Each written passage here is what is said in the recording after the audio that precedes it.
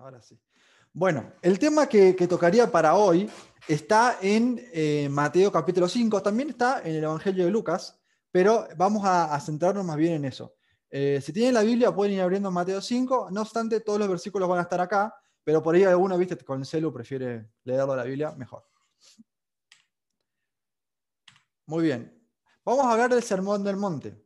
El Sermón del Monte, primeramente, vamos a preguntarnos qué era. O sea, porque vos decís, ¿qué es el Sermón del Monte? Un sermón es un mensaje, una enseñanza que se dio en un monte. O sea, no hay mucho misterio con respecto a esto. Y a lo largo del sermón vamos a ver algunas cositas. Primero son bienaventuranzas. Las bienaventuranzas son bendiciones, son como, para que ustedes puedan entenderlo, en este contexto serían como resultados de unas promesas, son algo son recompensas también, por decirlo de alguna forma, que hay en este pasaje. También hay enseñanzas en la forma de parábola, en la forma de una parábola es simplemente, por decirlo de alguna forma, una analogía, es decir, poner una cosa al lado de la otra para compararlas. Y después hay unas demandas, es decir, el Sermón del Monte lo que busca es mostrar el perfil de persona, el perfil de discípulo, el perfil de hijo de Dios que hay que tener, que deberíamos tener cada uno de nosotros. Es decir, cómo deberíamos comportarnos como hijos de Dios, cuál debería ser la forma de conducirnos como hijos de Dios en esta tierra. Es decir, sin duda que no lo vamos a poder cumplir perfectamente, no vamos a poder ser perfectos en nuestra vida, siempre vamos a tener que convivir con los errores, porque somos humanos, porque nos equivocamos, porque pecamos, porque ofendemos a Dios, ofendemos también al que tenemos al lado.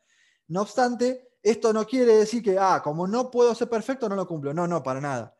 Dios, Jesús en este versículo, en este pasaje, va a dar una serie de enseñanzas, una serie de cómo debemos comportarnos, y la idea nuestra es poder imitar esto, poder seguir esto.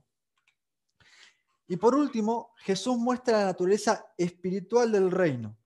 Cuando digo naturaleza espiritual, y ahí ven que espiritual está puesto en mayúsculas para darle un mayor énfasis, la idea es que ustedes entiendan de que el reino de los cielos, que se habla un montón en la Biblia, el famoso reino, es aquel reino en donde va a reinar justamente Jesús. Jesús va a ser el rey.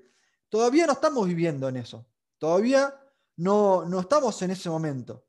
Ese momento va a pasar cuando el Señor venga a buscarnos a nosotros, a los que creímos en Cristo. A los que ya murieron creyendo en Cristo, van a ser resucitados. Si hoy mismo el Señor nos viniese a buscar, primero van a resucitar y después nosotros que estamos acá vamos a ser llevados con ellos a un lugar llamado el reino. Entonces, esto es un reino espiritual.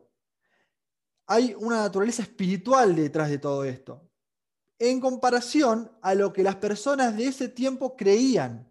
Las personas de ese tiempo esperaban al Mesías, esperaban a ese que en la Biblia se anunciaba, que en el Antiguo Testamento se profetizaba, que los iba a venir a liberar, que iba a instalar un reino, pero ellos esperaban un reino político, un reino militar, un reino que ponga al pueblo de Israel por encima de todos los pueblos.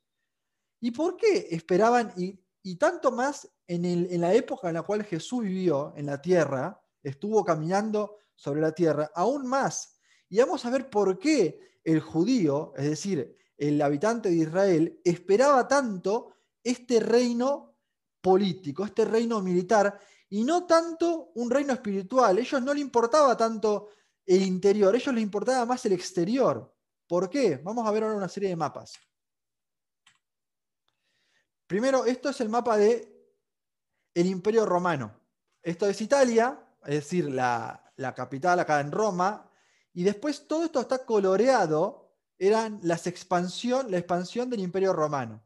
Ven, por ejemplo, acá en este color, yo lo veo naranja, es el reino romano al principio de la Primera Guerra Púnica. Después, en azul, son otra serie de guerras que el Imperio Romano fue conquistando. Y a mí me interesa esta parte de acá, que está al este del mar Mediterráneo. Acá, ¿ven esto en naranjita? Esto es Palestina, lo que sería Israel hoy. Vamos a hacer un zoom ahora. Acá.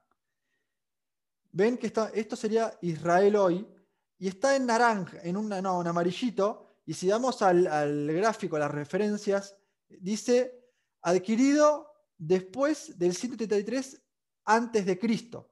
O sea, 133 años antes de Cristo, el Imperio Romano conquistó militarmente Israel. Entonces, siendo el César, es decir, la autoridad de Roma, la cabeza o sea, el rey de Israel, por decirlo de alguna forma. Sabemos que el pueblo de Israel estaba dominado, estaba sometido por el Imperio Romano, pese a que conservaban su cultura, su religión, lo que sea. Pero ellos estaban dominados por el Imperio Romano. Ellos no podían hacer un montón de cosas porque eran facultad total del César. Del César vendría a ser como el rey ahí en Roma.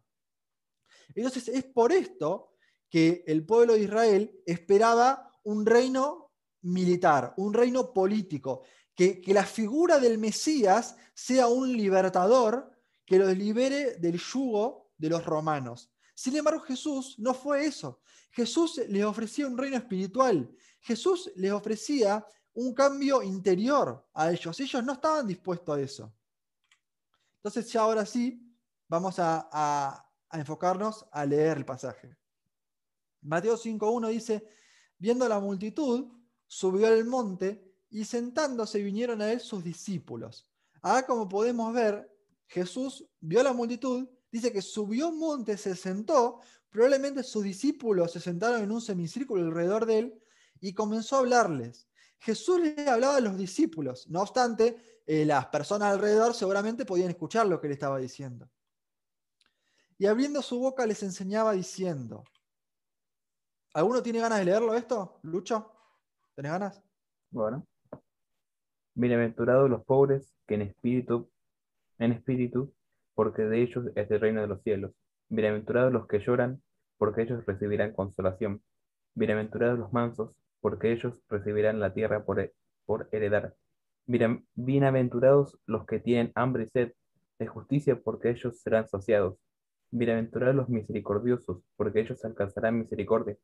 Bienaventurados los de limpio corazón, porque ellos verán a Dios. Bienaventurados los pacíficos, porque ellos serán llamados hijos de Dios. Muy bien, gracias, Lucho. Ya. Fíjense acá. Yo que les dije antes, que el pueblo de Israel, ¿qué estaba con respecto al Imperio Romano? Dominado. Muy bien, estaba dominado por el Imperio Romano.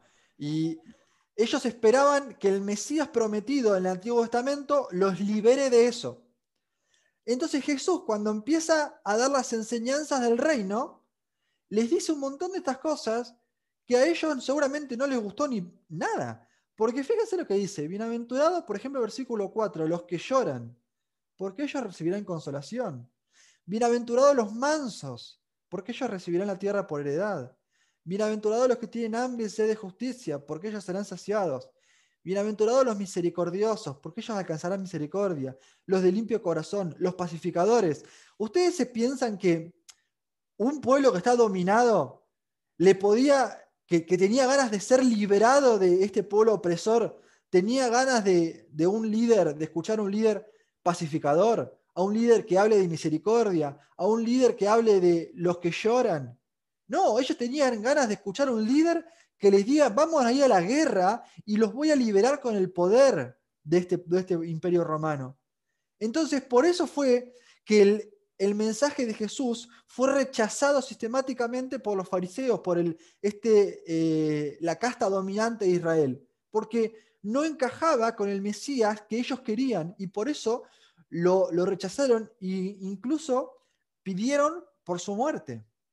Entonces, nosotros no vamos a hablar de todas las bienaventuranzas, nos vamos a centrar en una que para mí es la más importante, porque sin esa no hay otras, que es el versículo 3. Bienaventurados los pobres en espíritu, porque de ellos es el reino de los cielos. Ahora, fíjense, el reino que tanto estaban esperando los judíos, dice, ¿de quién es? De los pobres en espíritu. Ahora, ¿qué es un pobre en espíritu. Es una expresión que es importante entenderla con el sentido que se le quiso dar originalmente. Esta expresión pobre en espíritu, la definición yo se las podría dar, pero con una imagen lo van a entender mejor. ¿Qué ven acá? ¿Qué ven acá? Un mendigo Un pidiendo. mendigo. Es esa exactamente la palabra. En el original, esta palabra pobre en espíritu es esto. Es un mendigo. Y cuando yo digo un mendigo, vieron que hay diferentes tipos de mendigos, ¿no? Diferentes tipos de gente que está en la calle. Hay gente que a lo mejor se quedó sin casa, pero bueno, tiene ropa o puede comer, simplemente pide para algunas cosas. O hay gente que está en la indigencia absoluta. Gente que no tiene nada para vivir. Gente que si no le dan algo para que coma, no come. Es decir, personas que dependen únicamente de otro para su subsistencia, para poder vivir. Esa es la definición de mendigo que estamos viendo acá. Es una persona que está rendida, caída y con las manos extendidas, provisión, pidiendo algo.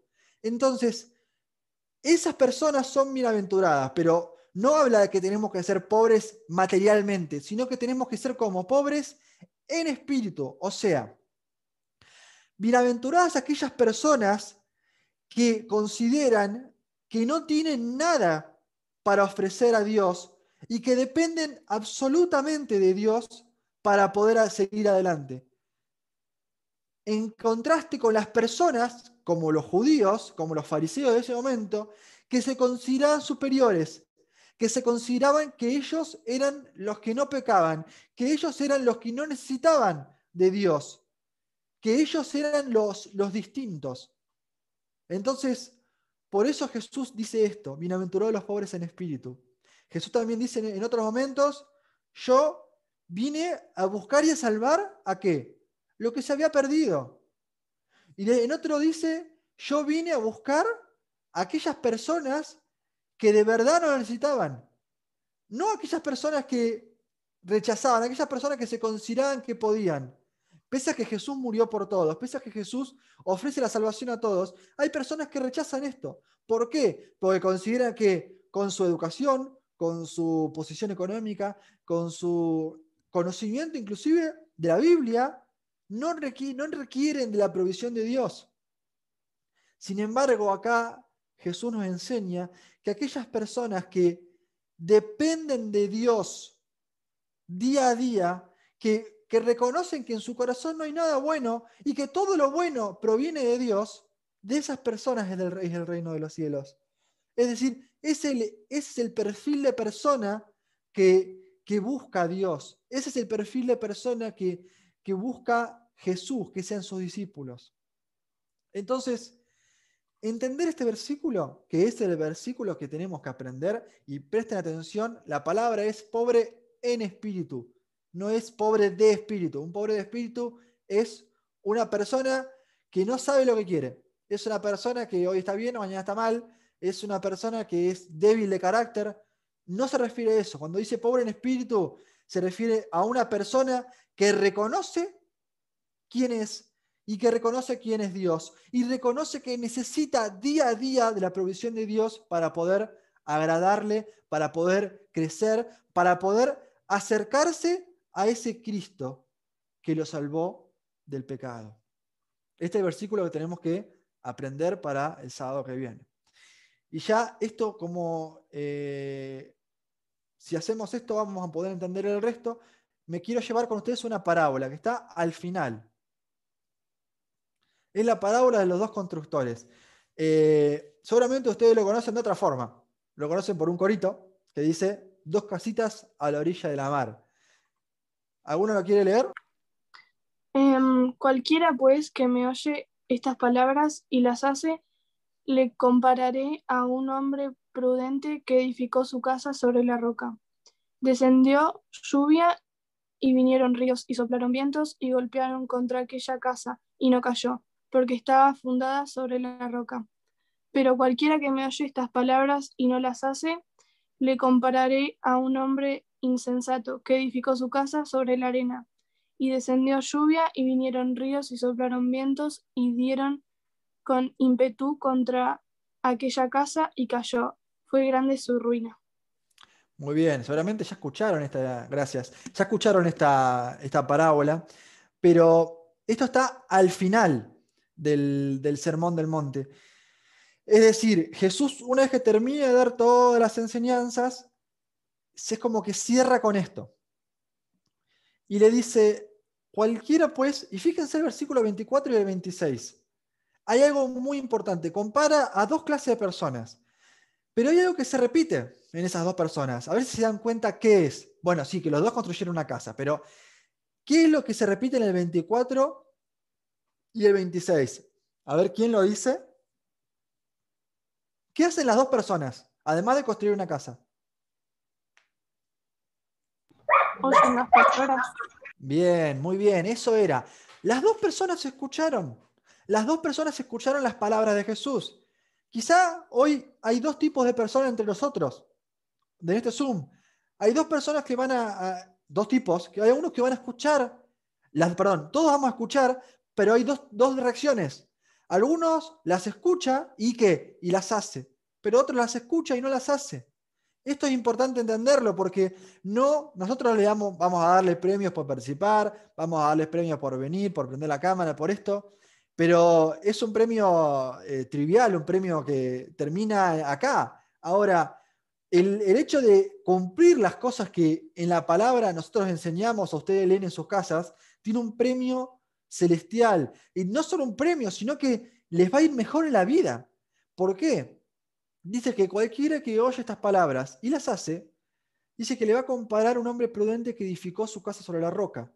En cambio, aquel que oye las palabras y no las hace, le va a comparar a un hombre insensato que edificó su casa sobre la arena. Y de nuevo, en el versículo 25 y en el versículo 27, también hay algo que se repite. A las dos personas, ¿qué les pasó? Sufrieron problemas. Exacto, muy bien, sufrieron problemas, sufrieron quizá de otra forma que lo van a escuchar seguramente en la iglesia cuando vamos a sufrir pruebas, vamos a ser probados, vamos a sufrir momentos en el cual pasamos angustia, en el cual pasemos soledad, tristeza, desprecio de las personas que tenemos al lado. Ahora, aquellos que escucharon la palabra y cumplieron lo que esa palabra decía, es decir, obedecieron a Dios, quiere decir que a lo largo de su vida fueron construyendo su casa sobre la roca. Es decir, fueron afianzando su vida sobre Jesús. Y esas pruebas no los derribaron, sino que la casa se mantuvo. ¿Por qué? Porque la casa era buena. ¿Saben qué, chicos? La casa era la misma, ¿eh? La casa era exactamente la misma. ¿Qué cambiaba? La manera en la que la construyeron. ¿La manera o qué más? El cimiento. El cimiento, muy bien. Cambiaba el cimiento. Aquellos que se afirmaron sobre la roca, dice que soportó la casa. ¿Porque la casa era buena? No, porque el cimiento era bueno. Pero los que se afirmaron sobre la arena, fue grande su ruina. Y acuérdense del versículo que yo les dije, bienaventurados los pobres en espíritu, porque de ellos es el reino de los cielos. Dijimos que el pobre en espíritu era aquel que reconocía que no había nada bueno dentro de él, que todo lo bueno provenía de Dios y necesitaba de Dios para poder cumplir con lo que él decía, para poder vivir una vida buena. En comparación a aquellos que pensaban que por sus estudios, por la plata que tenían, por la facha que tenían, por lo bien que hablaban, por lo que tenía la familia, por lo que sea, por el estatus social, podían llevar su vida a lo largo, por delante y hacerla bien. Y no necesitaban de Dios.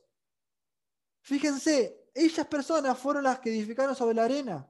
En cambio, aquel que reconocía que todo lo bueno venía de Dios y necesitaba de Dios, y como un mendigo estaba esperando la provisión espiritual de Dios para su vida, esas personas edificaron su casa sobre la roca. Y cuando vino la prueba, la casa resistió porque la roca resiste. En cambio, la arena, el cimiento, nuestra propia fuerza no resiste, chicos. Y cuando pase la prueba, vamos a terminar mal, vamos a experimentar las cargas de esto, El problema de esto, a diferencia de aquellos que edificaron su casa sobre la roca, sobre Jesús, que escuchando sus enseñanzas como hoy, las hicieron, las cumplieron y lo obedecieron. Que eso es lo que le gusta a Dios. Hay un versículo que dice que Dios prefiere el hacer antes que el oír. Prefiere que hagamos, que obedezcamos antes que aquellos que se llenan la cabeza. Entonces, que hoy podamos llevarnos el versículo bienaventurados los pobres en espíritu, porque ellos es el reino de los cielos. Y esto no lo digo yo, esto lo dice el maestro. Dice, cuando terminó Jesús estas palabras, la gente se admiraba de su doctrina, porque les enseñaba como quien tiene autoridad, como nos contaba Mateo el sábado pasado, y no como los escribas, no como los fariseos. Les enseñaba como alguien que de verdad vivía lo que decía, de alguien que con autoridad enseñaba, porque la autoridad era la autoridad de Dios, porque Jesús era Dios mismo. Recordemos las enseñanzas de Jesús.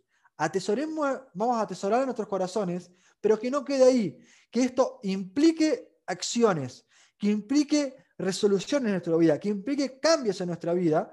¿Para qué? Para poder afirmarnos sobre la roca. Y cuando venga la prueba, nuestra casita pueda resistir, pueda soportar la prueba venidera.